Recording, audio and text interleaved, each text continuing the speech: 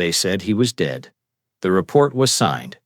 His name was crossed off the list. His family was notified. But days later, he reappeared, wounded, covered in blood, and asking to return to the front.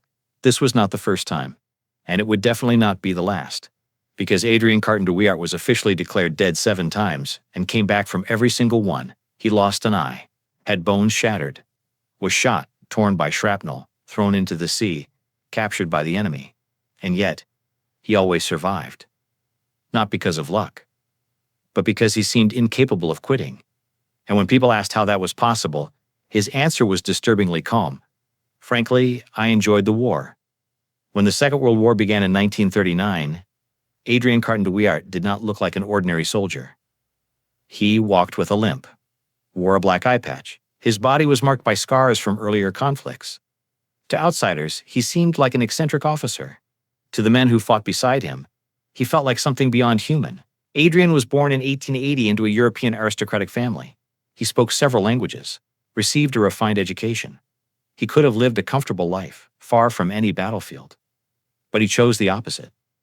Still young, he lied about his age to enlist and fight in the Boer War. There, he was shot in the stomach and the groin.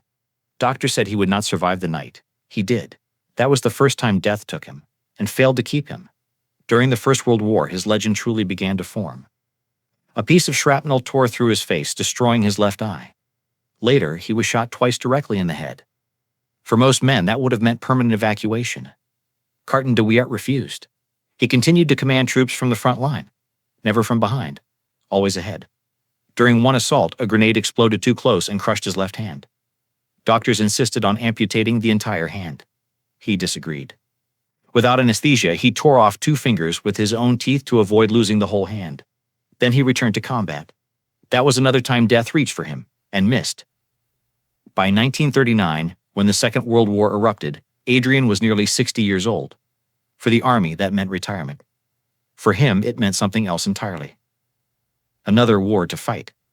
He was sent on missions to Norway, then North Africa, and later Italy, always to critical zones, always where the situation was collapsing. He led personally, never watched from a distance, never stayed behind. Wherever the danger was greatest, that was where Adrian Carton de Wiart appeared, and death followed closely. In 1941, during an aerial mission, the plane carrying him was hit and crashed into the Mediterranean Sea. The impact was violent. Metal tore apart. Screams echoed. Then silence. Many died instantly. Carton de Wiart did not. Wounded and barely conscious, he forced his way out of the sinking aircraft. He swam for miles toward the coast. Cold water, burning muscles, blood trailing behind him. Eventually, he reached land. Exhausted, bleeding, alone. And then he was captured. He was taken to an Italian prisoner of war camp. To most observers, his war was finally over. Old, limping, one-eyed. But underestimating Adrian Carton de Wiart had always been a fatal mistake. While imprisoned, he began planning his escape. He studied routines, counted footsteps, memorized guard schedules. For months, he and other prisoners dug a tunnel using nothing but stolen cutlery from the mess hall. Slow, silent, relentless work. When the tunnel was finished, he escaped disguised as an Italian peasant and crossed open fields under cover of darkness. He was recaptured. He smiled, and immediately began planning again. He attempted to escape 5 times. Every attempt failed, but something strange happened. Even the Italian officers began to respect him. They said he seemed immune to fear, that he treated imprisonment as just another temporary inconvenience. To Adrian, captivity was not the end of the war. It was simply another battlefield. Eventually, he was freed in a prisoner exchange. And once again, death released him. After his release, Adrian did not ask for rest. He did not ask for retirement. He did not ask for recognition. He asked for another command, and returned to the war. Despite his injuries, despite his age, despite a body that had already been written off multiple times, he participated in secret operations, dangerous diplomatic missions, and critical Allied strategic decisions. Still limping, still scarred, still refusing to stop. By the end of the war, his record was almost impossible to believe. Bullet wounds in 6 different parts of the body, loss of one eye, multiple fractures, close-range explosions, a plane crash into the sea, enemy capture, 7 official declarations of death, and yet he survived them all. In his autobiography, he wrote about war without drama or self-pity, and summarized his entire life with a sentence that still unsettles historians today. Frankly, I enjoyed the war.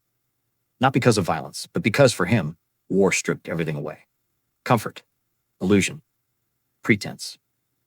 Leaving only who a person truly was. The story of Adrian Carton de Wiart is not about luck. It is about defiance in the face of death. About continuing when the body should have stopped. About challenging statistics, probabilities, and fate itself. One man, one relentless will. A man who came back from hell 7 times. If real stories like this deserve to be remembered, you know what to do. These stories are not just about war, but about the human capacity to endure when everything says it should be impossible. Subscribe for more real stories from the Second World War. Stories that sound exaggerated, but happened.